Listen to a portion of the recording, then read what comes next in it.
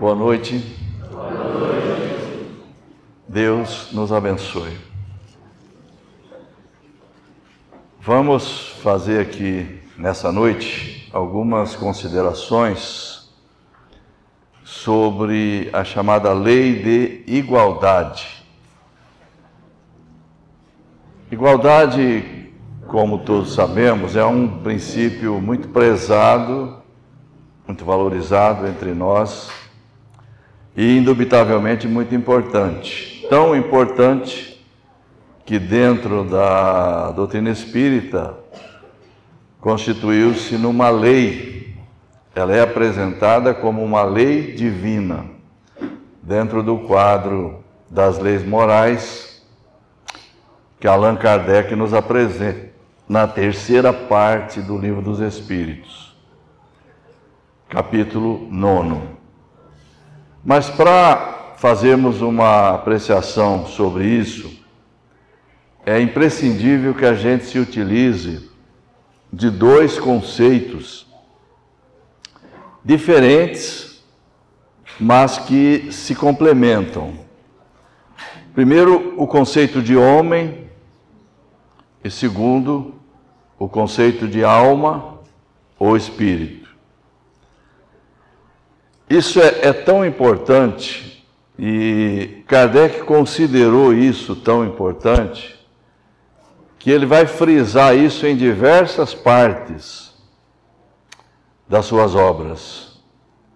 Uma delas, e é interessante até que a gente faça essa referência logo de início, está aqui nesse livro relativamente pequeno, chamado O que é o Espiritismo, que provavelmente é conhecido de todos. Um livro que Allan Kardec produziu e publicou pela primeira vez em 1859. E, como se vê, logo depois de haver lançado o Livro dos Espíritos, em sua primeira edição, o que se deu em abril de 57. O que acontecia na época foi que o levou a produzir essa obra e apresentá-la dessa forma, resumida, mas com conceitos fundamentais, básicos, apresentados de uma forma muito didática, muito clara, muito simples. Na época havia muitas objeções ao Espiritismo, tanto da parte dos religiosos, principalmente padres, bispos, que nos púlpitos das igrejas apresentavam cotidianamente críticas, objeções, e que muitas vezes eram veiculadas até pela imprensa, jornais, mas também objeções que provinham de filósofos materialistas, enfim, de vários segmentos. Então, o que ele faz? Ele produz um livro assim, pequeno, resumido, como ele próprio diz, que não é completo, obviamente, mas que se destinava a esclarecer as principais dúvidas que eram suscitadas na sociedade da época. E ele dividiu esse livro aqui em 3 capítulos. É um livro de aproximadamente 150 páginas, dividido em 3 capítulos. O primeiro deles foi construído na forma de diálogo. São diálogos hipotéticos, obviamente, mas é um método agradável de leitura, um método bastante didático, bastante interessante, em que ele cria 3 personagens. Um deles ele chama de crítico, o outro ele chama de cético, e o terceiro de padre, ou religioso. Padre porque, na época, as principais objeções, o principal adversário do Espiritismo na área religiosa era a Igreja Católica. Hoje, talvez, o cenário seja outro. Então, ele vai colocar na boca de cada um desses personagens, de acordo com o perfil de cada um deles, objeções que eram próprias de pessoas desse tipo. Então, em relação ao crítico, ele vai colocar questões que uma pessoa desse tipo costumava apresentar. Quanto ao cético, a mesma coisa, e quanto ao religioso, obviamente, questões de ordem religiosa. Um livro, portanto, muito interessante, muito bom para nosso estudo, para nosso aprendizado. Para aquelas pessoas que desejam um estudo mais simplificado, bem explicado, fácil de ser compreendido, esse é o livro. Aquela pessoa que quer conhecer alguma coisa sobre espiritismo, que não sabe por onde começar, essa é uma boa ideia. E aqui, no terceiro capítulo, que se chama Solução de alguns problemas pela doutrina espírita, ele coloca exatamente uma questão ligada a isto que eu disse no início, o conceito de homem e de alma ou espírito. Nós vamos usar as duas palavras aqui, alma e espírito, indiferentemente, como sinônimas, como Kardec fez muitas vezes ao longo de toda a sua obra.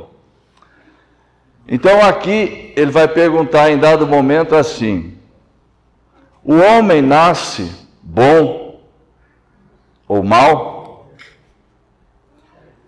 E já então, nesse momento, ele vai responder, ele próprio formula a questão e ele próprio vai respondê-la.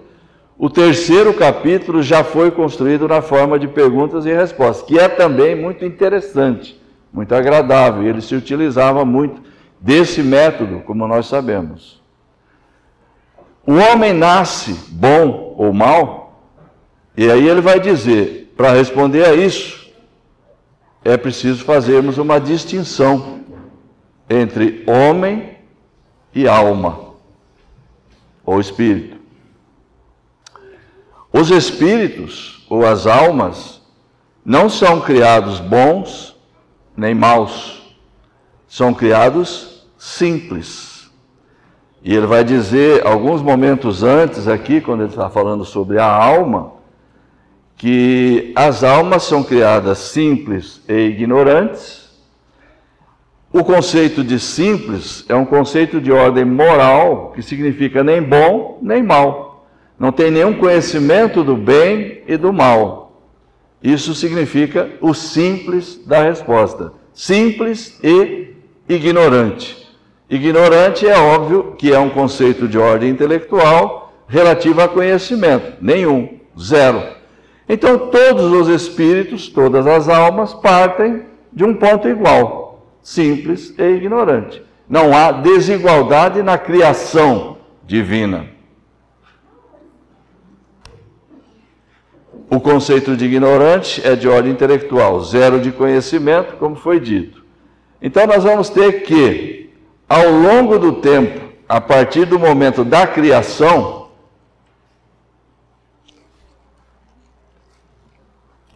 não temos uma lousa. Se tivesse, ficaria uma demonstração visual interessante. Mas vamos lá, vamos imaginar. Zero, aqui é o ponto zero. A partir do ponto zero, a alma ou o espírito vai traçar um roteiro progressivo que vai se desenvolver ao longo de milhares de reencarnações até o atingimento da meta proposta pelo Criador para todas as almas ou todos os espíritos, que é perfeição, espírito puro. Então, o ponto de partida é igual, simples e ignorante, nem bom nem mal. O homem nasce bom ou mal? Aí ele vai dizer, o homem nasce bom ou mal de acordo com o espírito que esteja encarnado nele. Então é uma coisa bem simples, bem fácil, bem didática de se compreender. Homem, na definição de Kardec, homem, na doutrina espírita, é um termo que a gente pode considerar de um termo técnico. Toda ciência tem as suas palavras que dentro daquela ciência tem um determinado significado, fora o significado usual que a palavra tem. Homem é um exemplo disso. É o Espírito encarnado. É o Alexandre, a Inara, o Dejair, o Walterson. É essa pessoa. Este é o homem, independentemente, obviamente, de sexo. O homem é isso, que vai morrer daqui a pouco e nunca mais vai voltar. O Espírito vai voltar, mas será outro homem. Este homem nunca mais vai existir. Então ele vai dizer, o homem nasce bom ou mal, conforme seja o Espírito que está encarnado nele.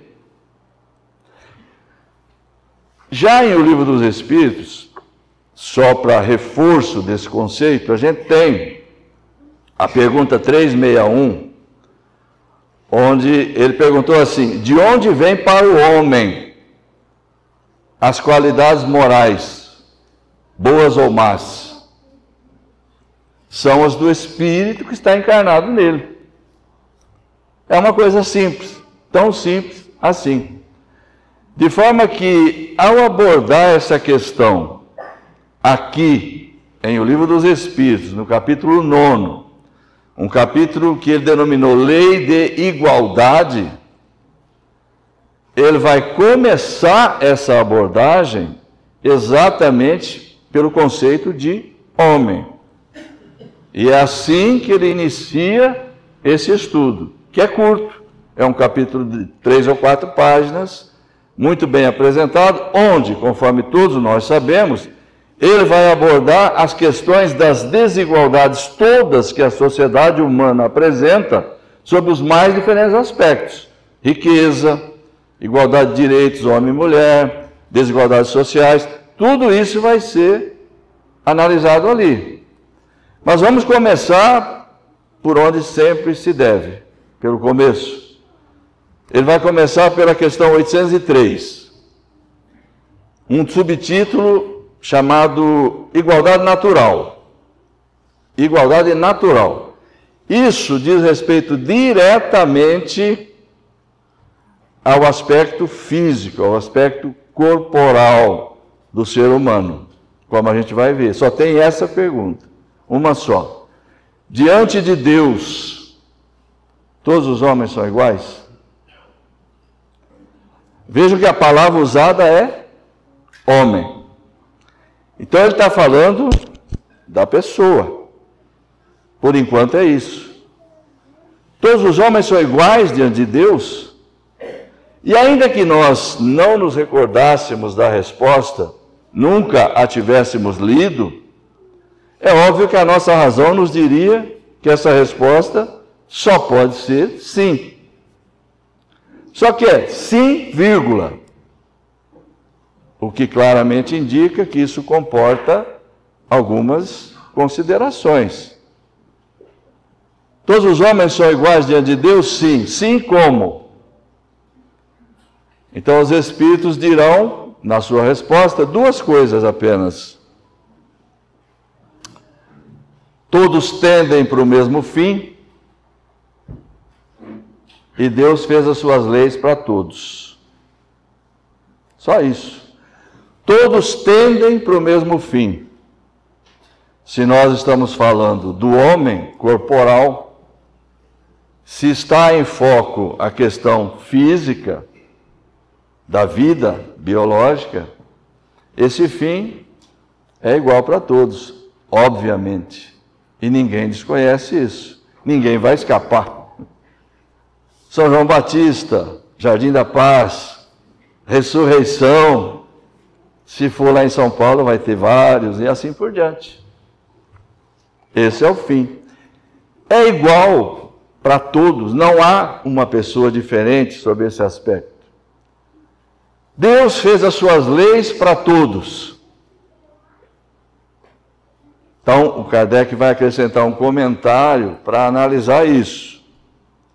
E o comentário é sempre bastante explicativo, bastante fácil de entender, como é próprio de uma pessoa como Allan Kardec, um pedagogo, um sujeito que era habilíssimo nessa questão de ensinar. Eu, para falar com sinceridade, quando eu leio, por exemplo, o livro dos médiuns, eu gosto muito mais das explicações dele do que das respostas que os espíritos dão, sinceramente. Tão bom que ele é. Então ele vai dizer assim, Deus fez as suas leis para todos. Ele vai analisar 3 aspectos. Primeiro, todos nascem com a mesma fragilidade. Ninguém vai ver uma criança nascendo, nem aqui, nem na China, na África, na Europa, nos Estados Unidos, em que parte for, chutando uma bola ou dando soco em alguém ao nascer. Todas nascem com a mesma fragilidade. É igual para todos. Não há nenhum tipo de privilégio. Todos sentem as mesmas dores. Diante da dor, somos iguais. Se espetar o meu braço, dói. O seu. Se queimar, se enfiar o dedo na tomada. O corpo do rico se destrói, assim como o do pobre. Não há privilégio algum sobre esse aspecto. E aí ele completa dizendo assim, Deus não deu, portanto, a nenhum homem superioridade natural, nem pelo nascimento, nem pela morte. Diante dele, todos são iguais. E acaba aí. Essa questão da igualdade acaba aí. Não tem mais nada igual. Porque a partir do segundo ponto, que é o subitem 2, ou o tópico número 2, ele vai tratar de desigualdades de aptidões. E vai começar pela questão 804. Por que que Deus não deu as mesmas aptidões a todos os homens? E aí é óbvio, aí ele vai entrar já numa questão que o cenário da sociedade oferece, algo que ele tinha diante dos olhos, como qualquer um de nós tem. Basta olhar para as pessoas. As pessoas são muito diferentes entre si. Há muita diversidade, muita desigualdade, sob qualquer aspecto que você considerar, envolvendo, e aí já é preciso abandonar o conceito de homem e recorrer ao conceito de alma ou espírito. Porque tudo isso que vem em seguida diz respeito à alma, diz respeito ao espírito. Deixamos para trás a questão corporal. E os espíritos, apesar de ele usar ainda na pergunta a palavra homens, os espíritos, ao responderem, necessariamente vão recorrer ao conceito de alma. Por que que Deus não deu as mesmas aptidões para todos os homens? Mas isso é visível. Um professor vê isso diariamente. Ou qualquer outra pessoa, dependendo do perfil, da profissão, de como olha para a sociedade, um pai olhando para os filhos, a gente vê isso toda hora, todo instante. As pessoas não são iguais, são diferentes. Mas aí os Espíritos dirão, Deus criou todas as almas iguais. E é aquilo que já foi visto. Há um momento na criação, Deus cria de toda a eternidade. Essa é uma informação muito interessante e que é preciso nunca esquecer. O Espiritismo nos informa que Deus tem criado de toda a eternidade. Então, de toda a eternidade tem havido espíritos sendo criados e percorrendo a sua trajetória em direção à meta e atingindo essa meta. De forma que, se nos fizéssemos a nós mesmos uma pergunta simples: quantos espíritos existirão no universo que já alcançaram a condição de espírito puro ou perfeito? Um Jesus, por exemplo. O Espiritismo nos apresenta Jesus como um espírito dessa natureza. Alguém que atingiu a condição máxima da escala, topo da escala. Puro, perfeito. E a gente vai ver então que na criação divina existe igualdade lá, na origem, e ela vai ocorrer novamente no atingimento da meta, onde nós nos igualaremos na unidade da perfeição. Ao longo da trajetória, o que nós vamos observar serão desigualdades. Então a pergunta se responde assim: quantos existirão no universo espíritos da natureza de Jesus, puro ou perfeito? E aí essa resposta é muito difícil, mas ao mesmo tempo é bastante simples. Existem em número infinito. Pronto, está resolvida a questão, né? Deverão existir trilhões deles, obviamente. Pensa no que é a eternidade.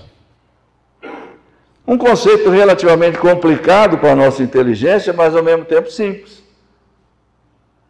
É o que dirão os espíritos aqui na questão 35, quando o Kardec aborda com eles a questão do espaço universal. E ele pergunta: o espaço universal é infinito? E ali os espíritos vão dizer: a tua razão te responderá que sim. Imagina um fim para o espaço. Fatalmente a tua razão te perguntará: e além, o que é que há? E depois, o que é que tem? Imagine que você navegue, entre numa nave espacial, navegue por bilhões de anos-luz, o que significa você navegar por bilhões de anos na velocidade da luz. Não vai atingir o fim do espaço. Mas imagine que você atingisse um paredão, um lugar em que você considerasse o limite. Fatalmente a tua razão iria te perguntar: e do lado de lá, o que que tem? Assim também vale esse raciocínio para a eternidade, para o tempo. Se por um esforço de imaginação nós nos projetássemos no tempo, no passado, e pensássemos ter atingido o ponto inicial, começou aqui, fatalmente a nossa razão nos perguntaria: e antes, o que que havia? Então, eternidade não tem número. A nossa ciência nos diz que este planeta foi criado há cerca de 4 bilhões e meio de anos. É um tempo muito curto. Parece longo, porém é muito curto. 4 bilhões e meio de anos? Pense num tempo um pouquinho mais longo do que este. 500 trilhões de milênios, por exemplo. É um pouquinho mais longo do que 4 bilhões e meio de anos. Mas você não tem a eternidade não tem número. Se Deus cria de toda a eternidade, imagine o tempo. Espíritos percorrendo essa trajetória, alcançando a meta, espalhados que estão pelo universo. É óbvio que existirão trilhões deles. Agora, criados em condições de igualdade, mesmo ponto de partida, nem bom nem mal, só que não ao mesmo tempo. Então, é aí que nós vamos encontrar com os Espíritos, de novo, na resposta à questão 804. Deus cria todas as almas iguais, porém cada uma delas já viveu mais tempo ou menos tempo. Já teve um número maior ou menor de experiências reencarnatórias, um grau de experiência maior ou menor. E hoje, considerando o ponto de partida, hoje é o ano 2025, aqui na frente. Nós estamos aqui. E o quadro que a gente vê, o que a nossa sociedade apresenta, os espíritos encarnados na Terra, mais de 8 bilhões de criaturas, estão retratados aqui, nesse cenário que a gente vê. Esse grupo de 8 bilhões e tantas almas, espíritos encarnados, é a sociedade terrena, que a gente poderia chamar, didaticamente, para ficar fácil de entender, de um grupo único. Único no sentido de que somos todos espíritos de terceira ordem, imperfeitos, encarnados no mesmo planeta. E é fácil compreender também isso, não é difícil. Olha, quando Kardec estuda aqui a questão da escala dos espíritos e os divide de uma forma geral em 3 grandes ordens, terceira, segunda e primeira, a terceira se chama espíritos imperfeitos. Só tem 3. Nós estamos na terceira. E é fácil entender isso também. O que é a Terra, segundo o Espiritismo? Um planeta de provas e expiações. Muito mais próximo do grau inicial do que da meta. Provas e expiações. Que tipo de espírito passa por expiações? Espírito de terceira ordem. Espírito imperfeito. E é fácil entender estudando a escala. Propensão ao mal, predomínio da matéria sobre o espírito. Expiação, tecnicamente falando, é o tipo de sofrimento que é a consequência natural do mal que se pratica. Consequência natural do mal que se pratica. Que às vezes na obra espírita é chamado de castigo, mas é preciso entender o significado com que é utilizada a palavra. É óbvio que não é naquele sentido ao qual nós nos acostumamos. Quando crianças, que a mãe colocava de castigo, você quebrou tal coisa, vai ficar de castigo. A professora, você fez isso, fica de castigo. Não se trata disso, obviamente. Porque isso faria supor que Deus precisaria ficar vigiando cada ato nosso, cada gesto, cada palavra, e pronunciando uma sentença a cada uma delas. Você fez isso, comeu aquela feijoada que é para 3, comeu sozinho, vou te mandar uma indigestão, como castigo. Deus não precisa vigiar cada ato nosso, cada pensamento, cada gesto. Existem leis naturais que dirigem tudo. A expiação, portanto, dentro desse conceito, é a consequência natural do mal que se pratica. Todo mal que se pratica gera uma consequência, da qual ninguém pode escapar. Se eu enfio o dedo na tomada, e aí eu não diria nem que é um mal, mas é um erro. Experimento a consequência de imediato, leva um choque, opa, isso não é bom, não faço mais.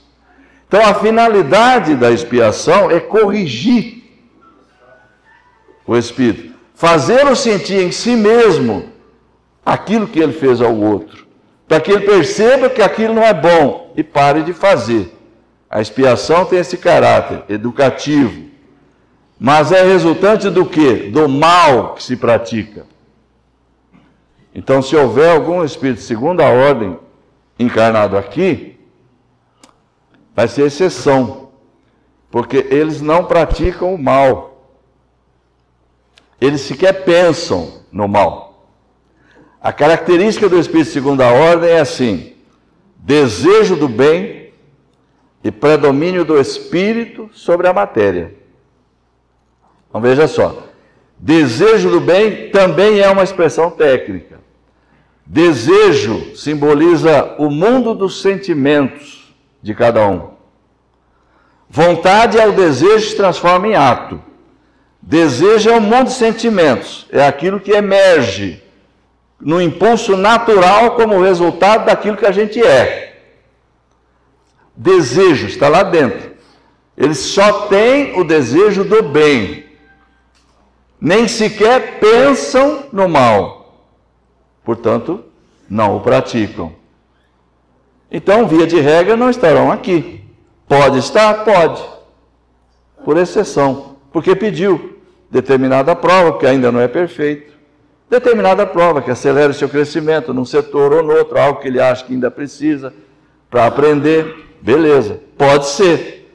Mas, via de regra, esse mundo aqui é mundo de terceira ordem. Espíritos de terceira ordem. Então, a gente pode imaginar assim, imagine um espectro, se a gente pode chamar assim, com um limite superior e um limite inferior. Aqui embaixo, o mais atrasadinho, o mais maldoso. E lá em cima, o mais próximo da segunda ordem, aquele que está prestes a se libertar de todas as paixões. Ainda resta alguma coisa, por isso que ele ainda é de terceira ordem. E no meio, entre um extremo e outro, uma variedade quase infinita de graus de evolução. Isso é a sociedade terrena. Nós compomos esse grupo, heterogêneo, muito heterogêneo, mas um grupo praticamente único. De onde vêm as desigualdades? É o que os Espíritos, então, começaram a dizer e eu interrompi, na questão 804. Deus criou todas as almas iguais, mas cada uma delas já viveu mais ou menos tempo, tem um grau maior ou menor de desenvolvimento, de adiantamento. Alguns já se despojaram de um número maior de imperfeições, outros ainda não. Alguns mataram 500 pessoas, outros mataram só 2. Enfim, cada uma delas tem um histórico. E nós estamos hoje aqui no ano 2025. Esse grupo e todos os 8 bilhões de pessoas que estão na Terra, trazendo consigo toda essa realização, que vai desaguar nesse momento que cada um está vivendo. Então eles vão dizer, as desigualdades resultam, ele perguntou sobre aptidões, desigualdade de aptidões, do grau de experiência de cada uma. Teoricamente a mais antiga está mais adiantada, porque já viveu mais, em tese. Mas há um segundo fator, segundo os Espíritos, que determina desigualdades. Vontade. Vontade é o modo como cada um se aplica, é o modo como cada um se empenha, como cada um conduz o seu processo de crescimento, o modo como cada um vive, os esforços que faz no sentido de despojar-se das imperfeições, ganhar as virtudes, melhorar-se e avançar. Esse ritmo é determinado por cada um. Livre arbítrio, dirão os Espíritos. Vontade, que é o livre-arbítrio. Portanto, são 2 fatores. Em tese, o mais antigo está mais adiantado, mas pode ser que foi mais preguiçoso e ficou para trás. E o mais novo tomou a dianteira. Nenhum problema. Agora, o que é que Deus faz, então? Não cria desigualdades. Dirão os Espíritos, as desigualdades que você observa não resultam da natureza íntima da criação de Deus, porque Deus não cria desigualdades. Todas as almas têm absolutamente o mesmo ponto de partida.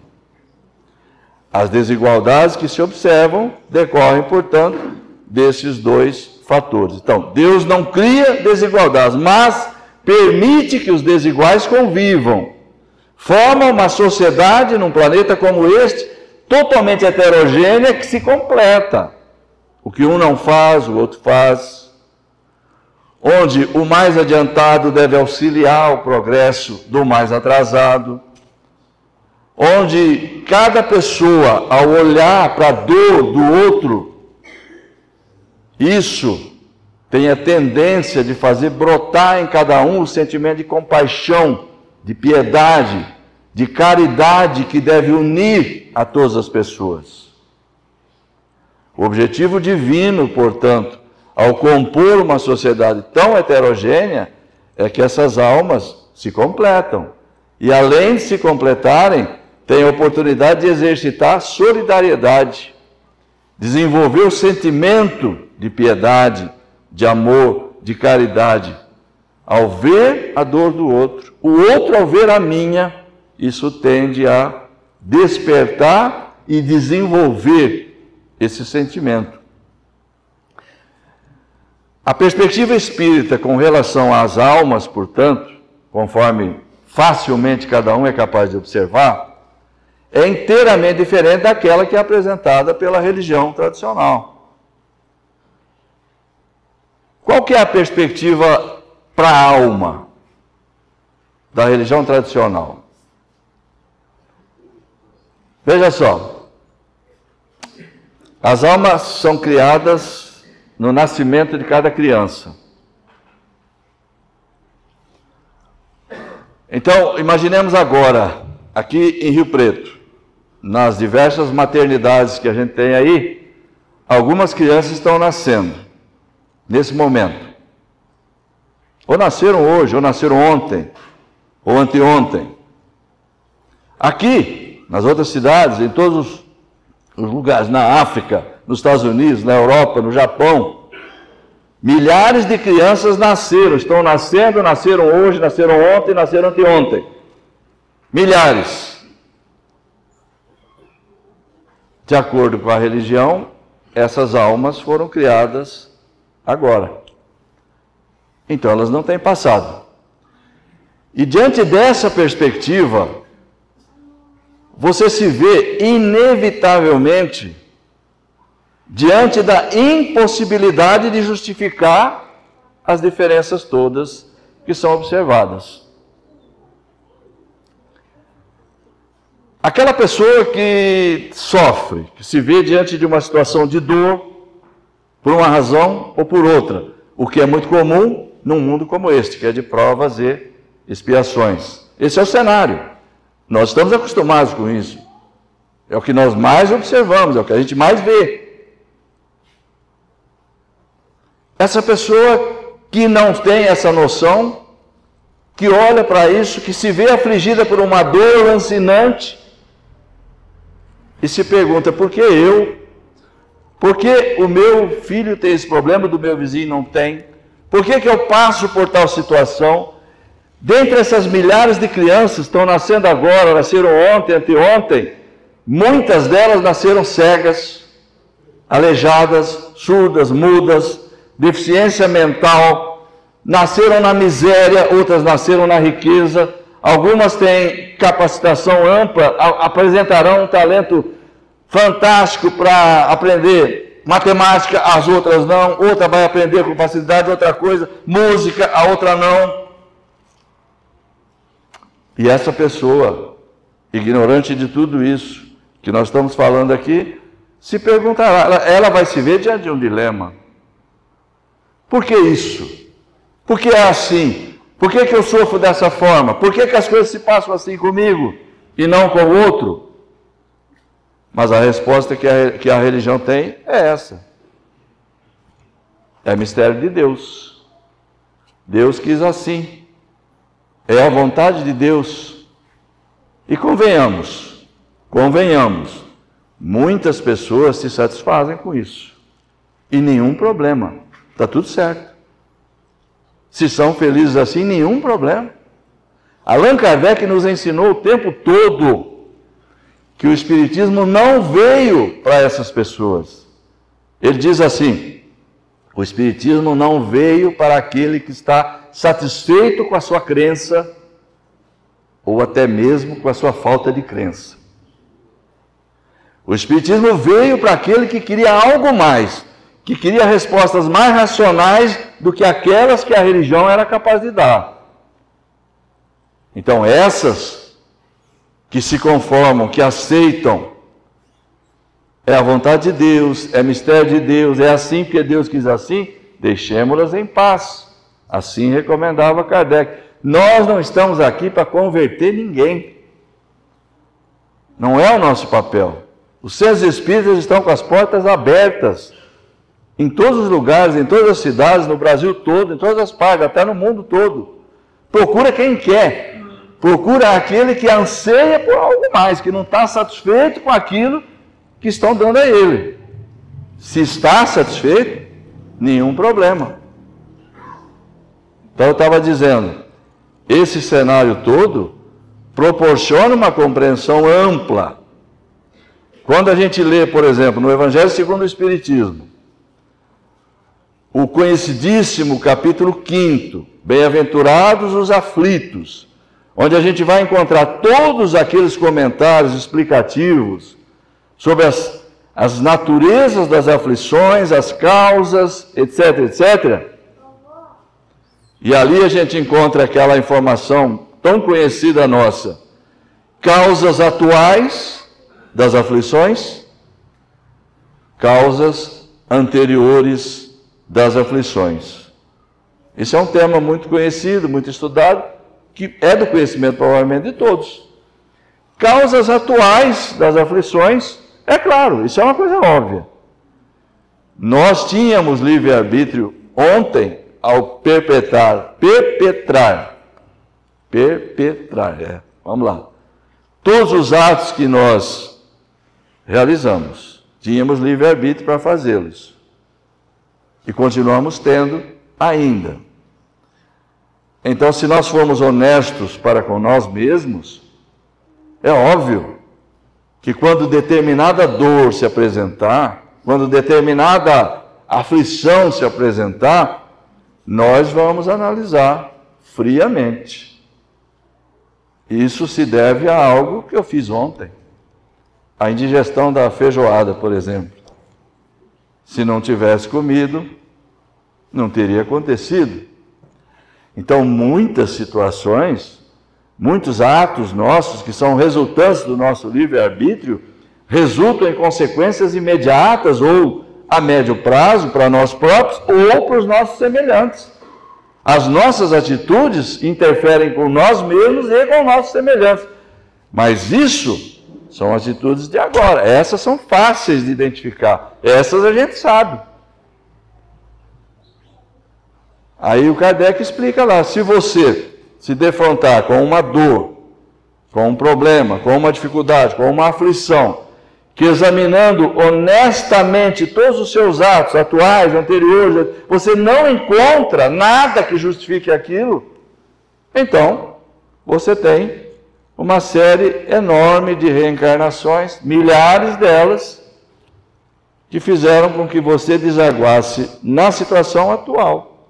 Vai estar ali, porque sendo Deus justo, sendo a dor um efeito, e toda causa, todo efeito tendo que ter uma causa, sendo Deus justo, essa causa só pode ser justa.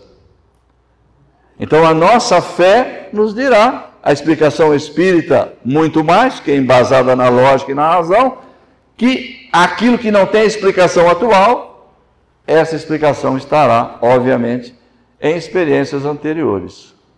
Então, para a gente fechar o nosso raciocínio, a questão se torna mais ou menos assim.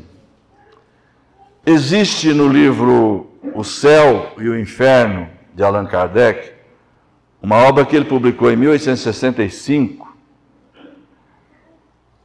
uma regra básica referente a futuro, vida futura, enfim, que simplificadamente é o seguinte: felicidade plena está diretamente vinculada à perfeição. Por isso que a gente lê na escala, por exemplo, espírito puro, perfeito, felicidade plena, inalterável. Todo sofrimento é inerente, o sofrimento é inerente à imperfeição.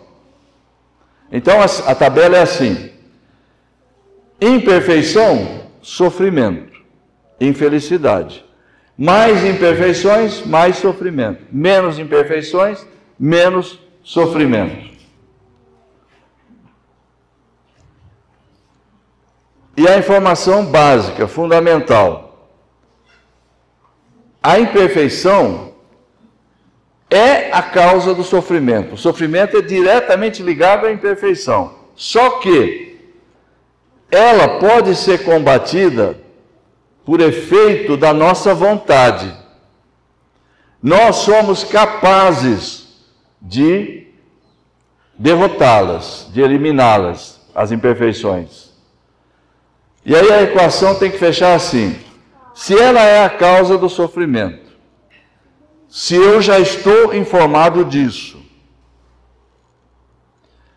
e ao mesmo tempo eu sei que eu posso derrotá-la? Então, a questão é fechada assim. Se nós nos esforçarmos por derrotar as imperfeições, fazendo isso, teremos garantida a felicidade. Fazendo isso, teremos garantida a felicidade. Ora, na questão 195 do Livro dos Espíritos, foi apresentada uma indagação assim. Essa questão das reencarnações, essa perspectiva que se apresenta, que a doutrina espírita nos oferece como alternativa, ele fala assim: tendo a possibilidade de se melhorar numa outra existência, isso não poderia levar a pessoa, ou certas pessoas, a perseverarem no mau caminho, com a ideia de que sempre poderão corrigir-se mais tarde.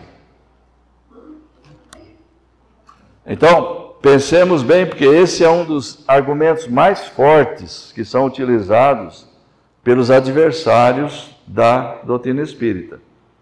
A ideia de reencarnação não coíbe o mal.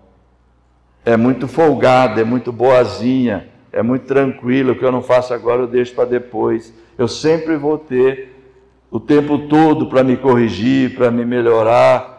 Então a ideia apresentada pela religião tradicional seria mais eficaz, no sentido de desviar a pessoa do mal.